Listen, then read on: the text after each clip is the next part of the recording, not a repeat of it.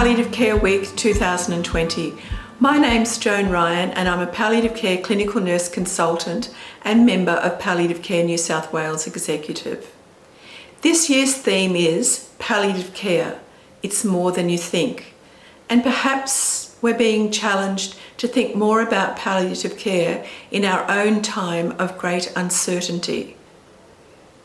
We've invited Annmarie Hosie along today to talk about delirium and explore its layers of complexity.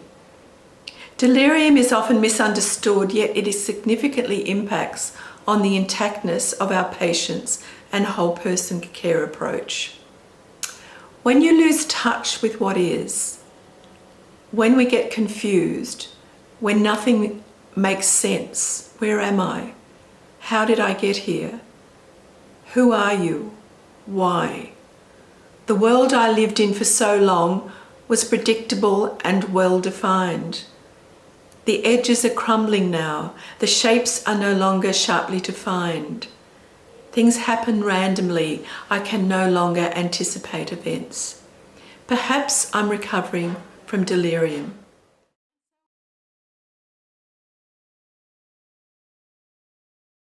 The diagnostic criteria for delirium is there's 5 criteria. And the first is a disturbance to attention and awareness. So we look very carefully to see is the person attending to us when we come into the room. The third one, I'll come back to the second one. Third one is a disturbance in cognition, which encompasses things like memory, speech, orientation and perception. And the perceptual disturbances that can happen in delirium are hallucinations, illusions or delusions. And we go back to the second criterion, and that is that these changes, these disturbances are acute and they're fluctuating. And because they are fluctuating, this is what I think about delirium as being like a sly little critter, because it hides. Yes, very sneaky. So the nurse will say there's something not quite right with this person and tells the doctor goes and sees the person and says they seem fine to me. And that may be because of this fluctuation in the 24-hour period. But that's the nature of this condition, that it does fluctuate. Fourth one is that it's not related to dementia or coma. You can have, of course, delirium if you have dementia, and in fact you're more likely to, but you can't really assess whether someone's delirious if they're unconscious. And the fifth one is really important that we understand is there's a physiological cause. And in people receiving palliative care, there's usually more than one, sometimes up to 6. There's a whole range of different things that can happen in the body. And it's not delirium unless it's related to something that's happening in the body. And that's why it's acute, because there's something going on, the person's acutely unwell, and it's impacting their mental status. And the people most at risk of delirium are if you're older, if you have advanced or serious illness, or if you have a pre-existing cognitive impairment.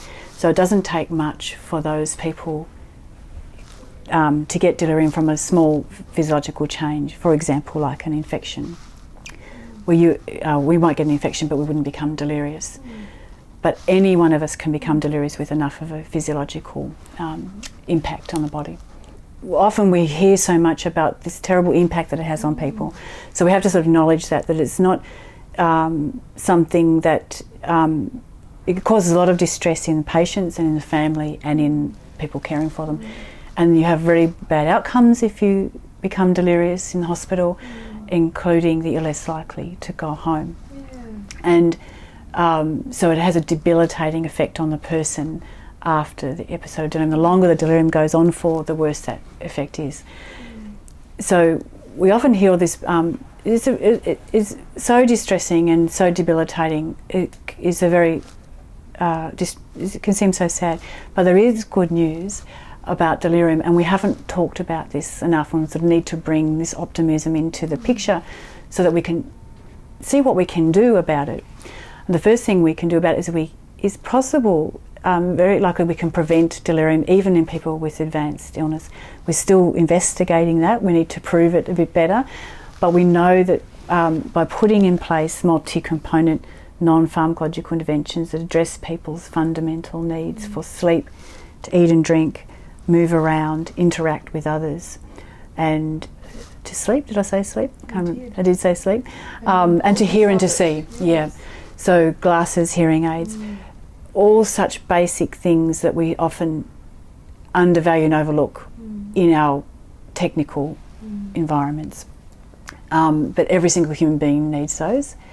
And if we can keep those things at an optimal state, so the person is getting enough sleep, they are getting enough to eat and drink, they've got their glasses so they can see where they are, understand where they are. Those things put in place together in several trials, when they brought that together into a big review, found that 1 in 3 people, it reduced delirium recurrence by 1 in 3 people.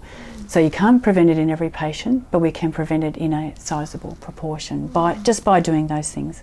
And the environment, that welcoming and seeing the person as a person, understanding what it must be like for them to be in this very strange environment. If we can understand that I think just makes such a difference as well. See it from, because we just became so used to our busy wards, it's just like second home to us. We don't see anything abnormal in it, but it's a very strange place for a patient and for their family as well.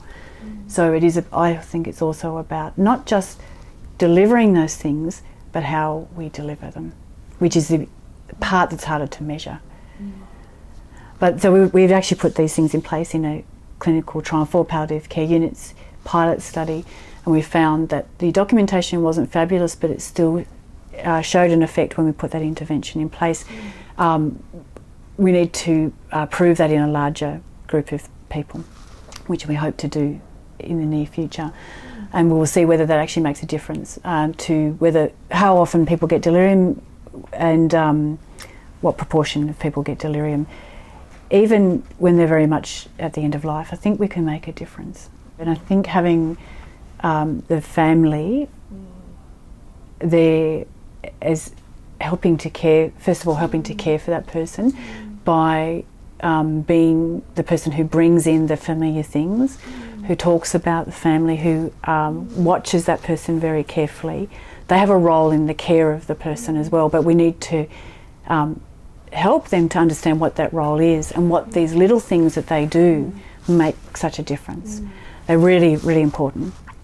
Then the other side of the coin is, what do the family need if someone becomes delirious?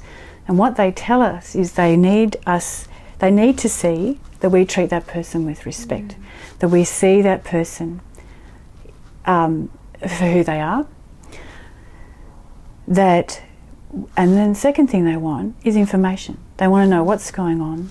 And both patients and families want this. They say, we want to know what we can do about it, and we want to know, is this permanent change, or not?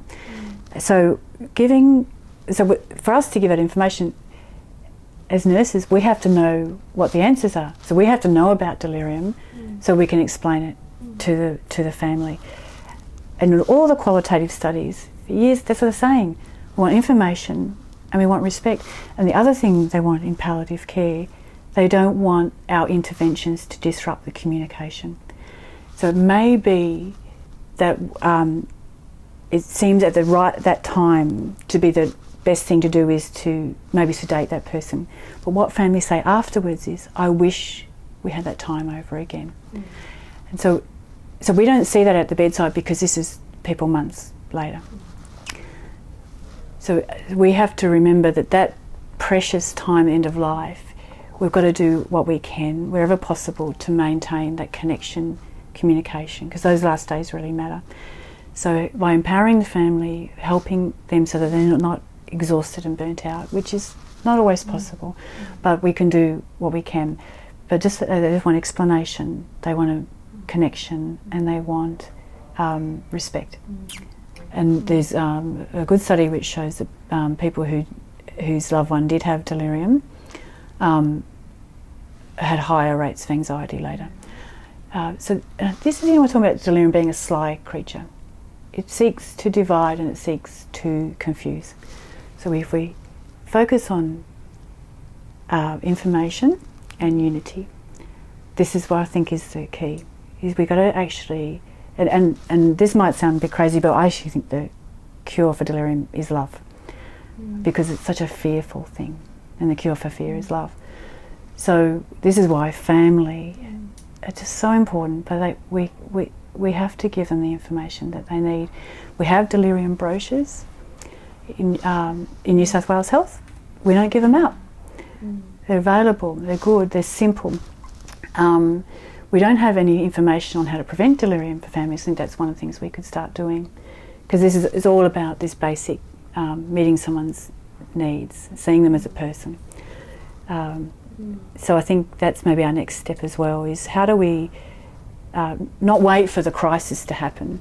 How do we preempt and how do we prevent things from happening, becoming a crisis? It's just actually about understanding each other. And we struggle to understand each other even when we speak the same language sometimes. And we misunderstand each other all day long. But I think one of the things patients say is that they find it very difficult if the nurse is from a different language or cultural background, because they find it harder to connect. And the nurse probably finds it harder to understand that person as well. So I think as long as we are endeavouring to understand each other, we can understand each other better by talking to the people who know the person best, which is usually their family. But this is where, even when we all speak English, we're all using different words to describe delirium, and this is why we get confused too. So nurses having a good understanding of that criterion, the criteria for delirium, helps us to speak the same language even when we're all speaking English. So I wanted to read out this quote, which is actually from an ICU study, but people in ICU have a lot of fear and delirium as well. But what we were doing this study to see, we want to know what helps, what actually relieves distress in delirium. And this patient, which I'll read out the conversation between the patient and the researcher, and the person said, felt like a cold pain, a kind of uneasiness, coldness. That was what I felt. The researcher said, all the time? The patient said, no, not all the time. It always stopped when the nurse came near me. Then it always stopped. The presence of this nurse was quite important. And I think part of our way forward is for us to realise how our presence comforts others. And what that is about a calm presence and a caring presence, someone who is looking at the person and is there for them. And when we get busy, that's harder, our focus sometimes shifts. But when we go into the room, into the person, if we are really present for them, that matters to them, and it helps to that reconnection. So this is what's coming through in the very little literature there is about what patients say helps them, is it's presence, family, compassion, understanding. I think it's really good. This is summarising, but there's 3 key primary interventions for delirium. First one is you assess it, which includes what's the cause, and you treat the cause. So that is primary in terms of reversing the delirium, or at least reducing its severity, bringing the person back to homeostasis. The second primary intervention is that information, reassurance, person and the family, explaining what's going on. And I looked up what reassurance means recently, because we use that term all the time. I reassured the patient. And the definition for to reassure means to allay fears and doubts. That's what we're doing when we're reassuring. So we're actually informing and helping reduce fear. The third primary intervention is to continue those basic fundamental care. So a person who's delirious still needs to move around, they still need to drink, they still need their glasses and their hearing aid.